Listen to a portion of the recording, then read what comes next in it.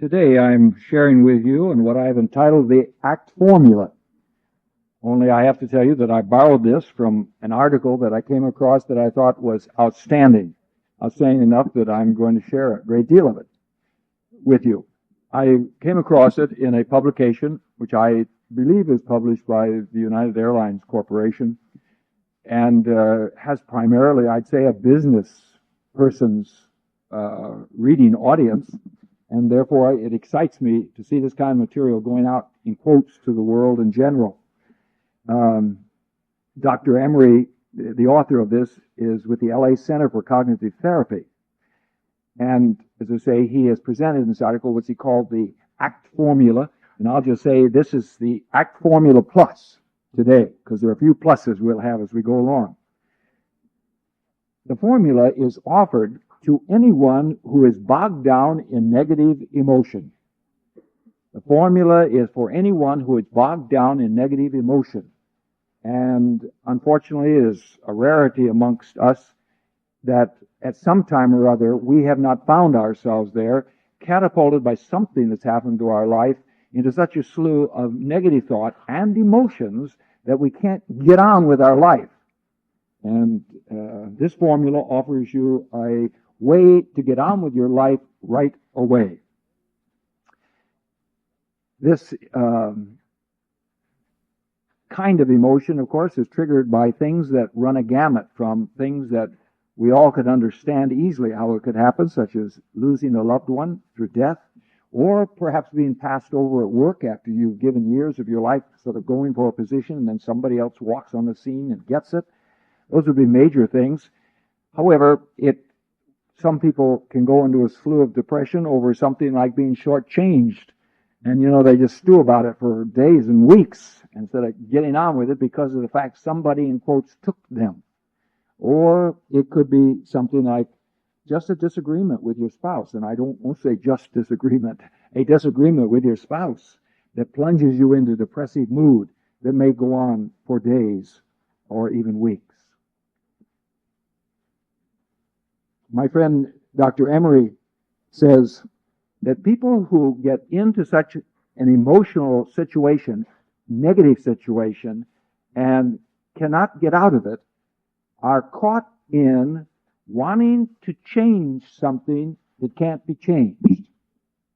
That the essence of the depression is that they're wanting to work at something that can't be changed, work to change it when it can't be changed.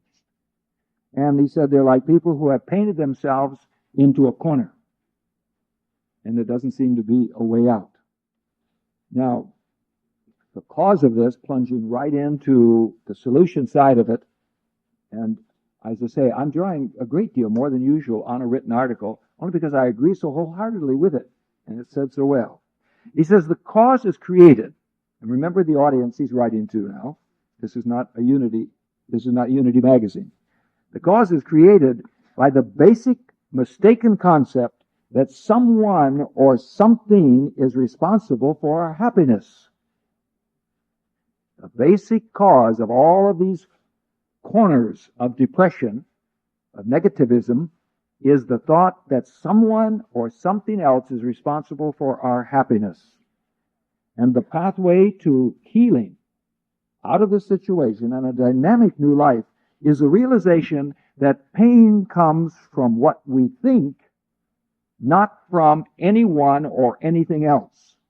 Pain comes not from someone else's actions, not from someone else, not from anything else that's happened there. Pain comes from our own thinking, what we are thinking. That is an incredible giant step forward. He says it in a little short article. We talk about it all the time. Everything in our life really has its reality only in the realm of thought. So all the pain that we feel we're depressed about and have a right to be depressed about is actually only in our thinking. I found my mind, as you all know it does, suddenly, as I was writing that note, it slipped to a crazy experience in my life that I hope will register with you. It was when I was young. I had gone through a divorce and was still going through it, and as some of you can relate to, I didn't have one extra penny to spend. But I was working in the oil business out of an office in Cincinnati, and I had two buddies in this office. We were all doing relatively the same thing. One is now my brother-in-law, and they both went on and became corporate officers in National Oil that we worked for. But we hung out together. But the only major difference was neither of them had been married. I had been married, was in this divorce, no money. They were young swingers, and we didn't call them that in those days, and they hung out quite a bit at a place called Beverly Hills Country Club in Covington, Kentucky. And while you may laugh at that, some of you also may know that that was like Harrah's in the Midwest. I mean, it was a big casino, only it was undercover casino. And you went to it, and you came into this beautiful dining room, and they had shows just like we have up at Tower. But they had these big doors, and big guys that stood on each side of the door. And they checked you out when you went in to make sure you were okay to go in there. And in any event, so one night, I suppose trying to cheer me up and all, they said, come with us, come with us. In the back of my mind thinking, I can't afford this. I shouldn't be doing this. But I went along with these two guys who were used to going over there and did a lot of gambling and that sort of thing. So I went along, and I wound up with them in the casino area, and I'm walking around, my eyes are like this. I had never been a part of any of this. And I walked up to this table finally after watching them for a while, and they kept saying, come on, do something, do something. And walked up to this thing that had it's got a basket on the top and the bottom and a bunch of dice in there, and then they turn it over. And you bet, I guess, on the combination of numbers that come up. And so I took a quarter. I mean, that was a lot of money way back then. And I put that quarter out, and they turned this thing over, and while I was trying to count the numbers and everything else, they pushed some quarters, and I know this, they pushed a quarter out by my quarter, and then they turned it again. Well, when they counted the numbers up again, they reached out and they took my quarter and the quarter they took beside it. Now, most of you won't understand this, but those of you who have visited such places will know I won the first time. They put some more money out there for me, but while I was trying to add it all up and think it all out, they took it away from me. Now, you can only appreciate this if you realize what I was going through. I really, I didn't believe that I belonged there in the first place, and I didn't have the money, and I was down, etc. on myself. This was prior to Unity, by the way. And there I was, risking my whole quarter, and I had won it, and then I lost it. I mean, I was depressed. I ruined the whole rest of I just wanted to get out of there, Because in one sense, I felt I'd been taken. Now, that popped into my mind, and it popped into my mind, too, because I thought, now, if that happened to me today, forget the fact that I'm a Unity student now, but because of my general income and the fact that Dorothy makes enough money to keep me going now, if I'd lost that quarter, or whatever it's equivalent today, that dollar, I'd have said, Now, my point is, what changed? The situation or my mindset? My mindset's changed, not the situation. In both cases, there would have been a losing and a stupid losing, but my mental attitude, the one said it was a tragedy. Today it would say, no big deal. And as I say, I thought of that to help us perhaps get a sense that while you may not think that's very equatable to some of life's greater challenges, it is, once you've proven it to yourself over and over again in littler things of life, you realize it's true all the way up the gamut to the biggest thing you can think of that would cause you to be depressed. The only depression is in mind. It's not in the situation or in the people involved out there. It's in your reaction to it. Now, talking about my little story, I just want to give it a quick plus. Since that day, I have done and entered into experiences, not gambling experiences, but decisions I've made where I have lost a great deal of money. When I say a great deal, you all wonder what that is. I mean, one time I made a decision, lost $10,000. Okay? What I know now is, and this is the plus to add to our author's formula, which he didn't talk about God at all. What I have now learned is that I am a spiritual being. I'm linked to God. And therefore, as I am linked to God, I cannot lose anything, because everything is in mind. Just like my pain's in mind, supply is in mind too. So if I refuse to get into the consciousness, I lost. What stupid could I do? Why did I do that? I mean, that crossed my mind when I lost the 10,000. I got into the market at the wrong time. Okay, so I lost 10,000 very quickly. So as I say, those thoughts pass through, but I just let them go right on through, because I know you can't lose when you know you're a spiritual being. Without dragging my story out, it all came back. It came back in ways that were other things I did that were beyond my expectation. There it was. And I've proven that enough times that I can wholeheartedly tell you it is true. Your relationship to God and your supply is in your mind, just like your reactions to all life is. Okay, that's a plus.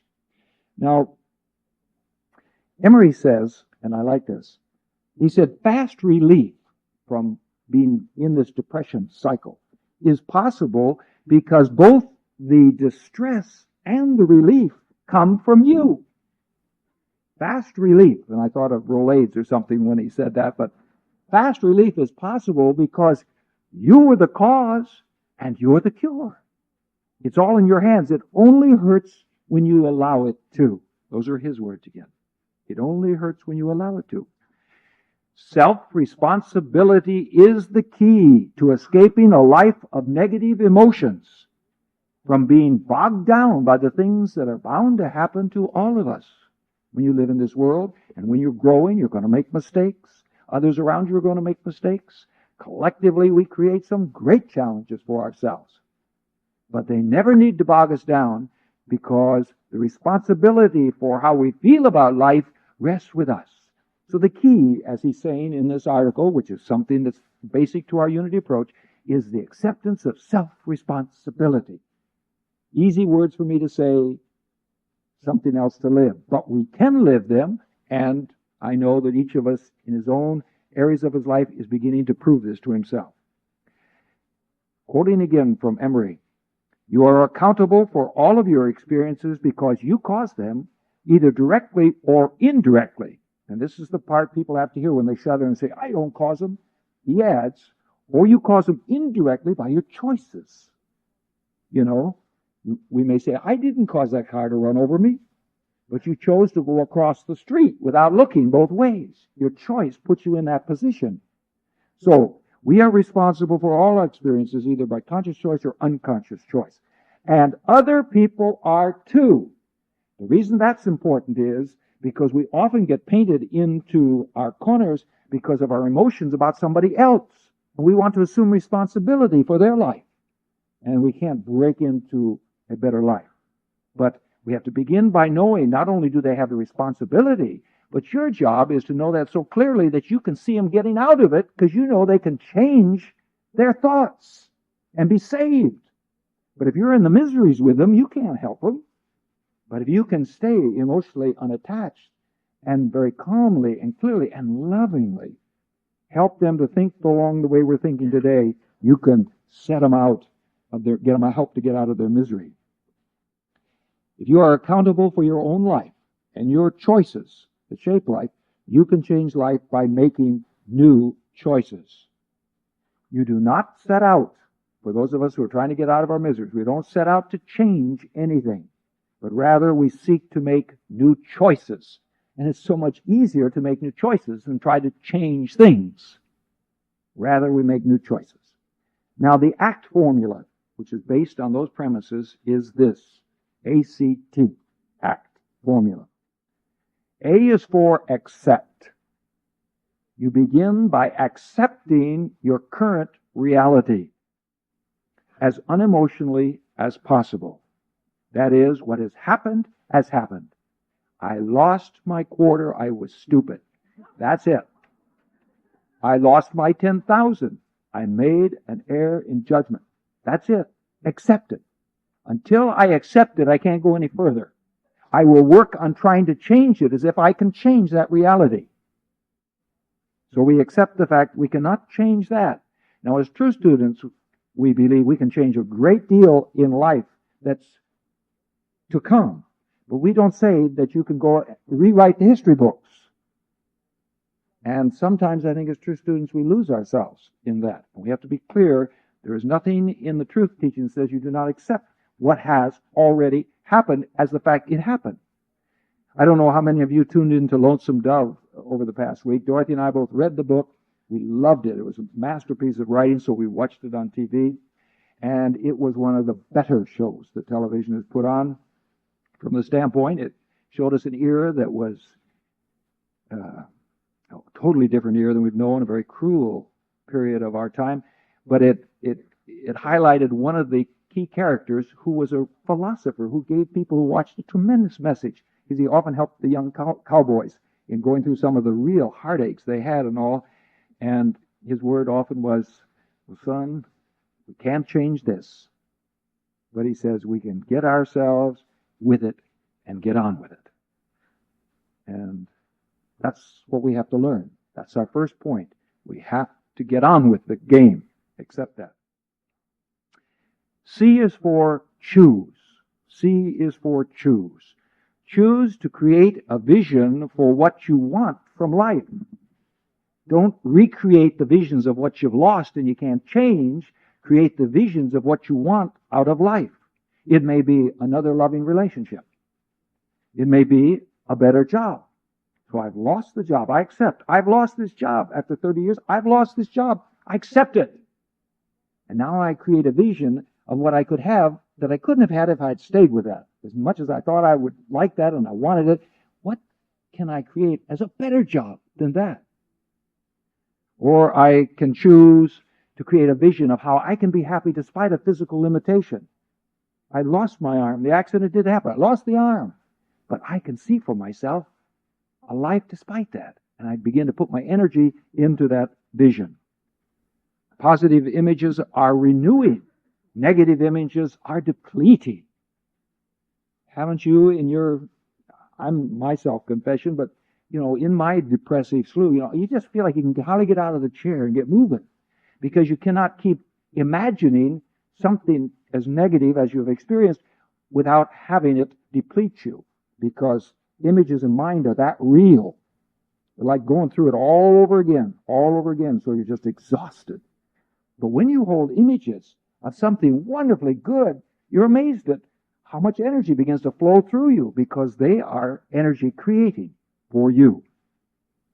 And of course, our plus here is that as Unity students, we know that imagination and faith are real mind faculties.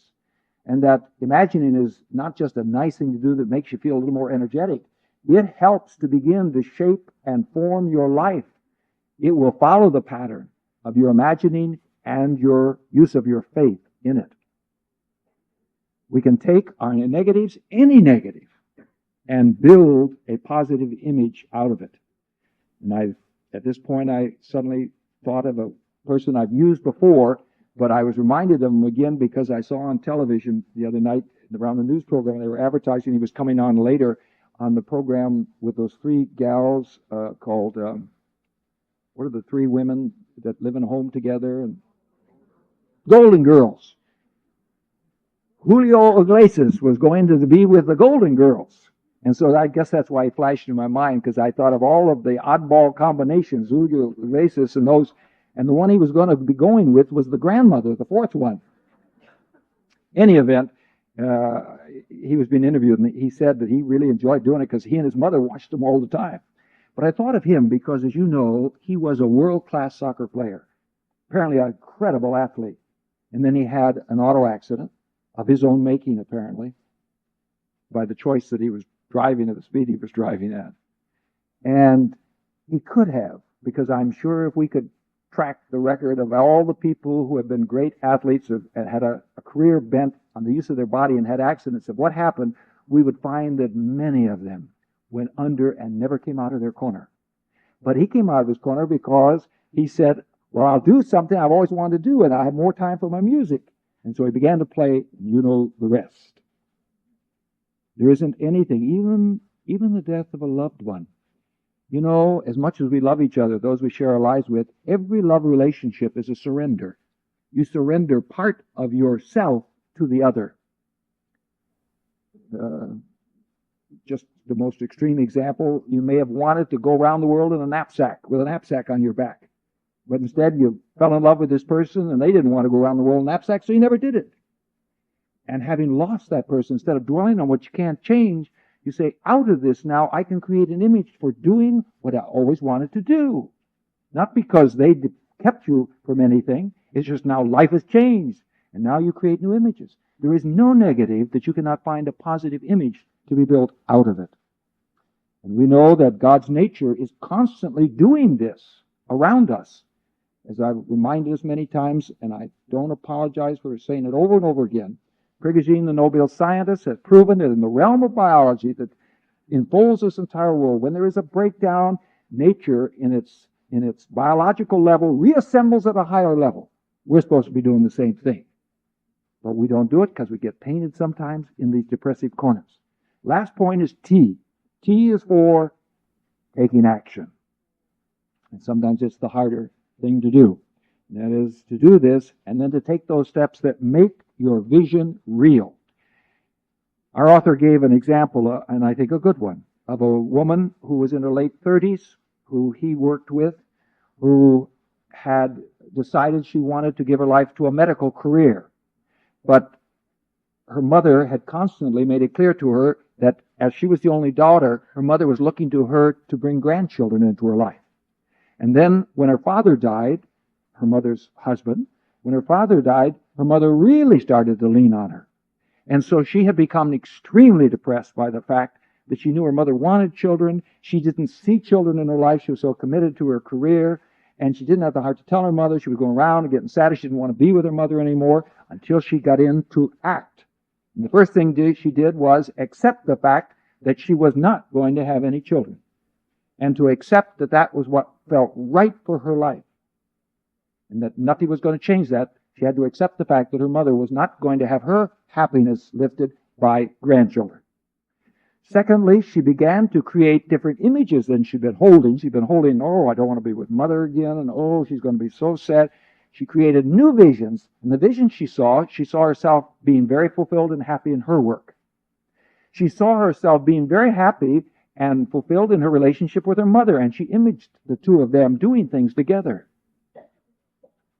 And she imaged her mother being very happy by herself.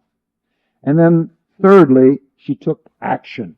She met with her mother and she honestly told her, for the first time, she always sort of dodged the issue. She said, Mother, I'm not going to have any children. I'm committed to my career and I want you to know that. But I love you. And she said, gave her ideas of things that they could do together. And she began to include her mother more in her successes in her field of medicine. And, as the author says, as you follow her story down the line, you find it worked out exactly that way. Her mother surrendered what she thought was her happiness and found it in new avenues, but it couldn't have happened had they stayed in that corner of depression. The action needs to be real, as opposed to wishful thinking. And I found myself thinking that I think sometimes as true students, we are capable of not acting realistically, in that I think we sometimes look for miracle endings rather than miracle stepping stones. And I'm not really picking on true students when I say this alone, but again, such action would be going out and buying a lottery ticket. I mean, that would solve everything. If I won that, then I could say to them down at the office, well, so you didn't give me the job. Or what would it matter if I lost an arm? I mean, I've got enough money now to do anything. That's, holding out for the miracle at the end of the rainbow instead of the miracle steps that says, what can I do with the new job right now and envision it? What can I do without my arm right now to make my life better? What can I envision now? And so, action based on reality. Well, as I conclude then, let me just wrap this up. I like it because, as somebody said to me, one of the men in the congregation says, I like these letter things. He says, I can remember those things. ACT, A-C-T. We learn to accept our lives as they are right now. We don't try to say it hasn't happened, it's going to change, and I'm going to make it change. We accept it. If it's done, we accept it as it is. Secondly, we choose to create visions and images of the way we want our life to be. Third, we take action on it. And as true students, we know that to do this is to invite the presence of God to move through us, and it will amplify every effort we make to fulfill our heart's dreams and desires. Life is supposed to be that way. Let's close our eyes and feel this together, that we are open and receptive to this word, no matter where we are in our lives this morning. And some of us are in that corner. In a gathering this large, it'd have to be that way, even if we've been true students. We may be in that corner. But for all of us, we give thanks that we can hear this word, and that we have the gift of understanding that we will never be boxed in for long ever again. Thank you, Father. Thank you for the wonder of understanding the process of life and being able to be in charge of our own lives to reflect your reality of good. Amen.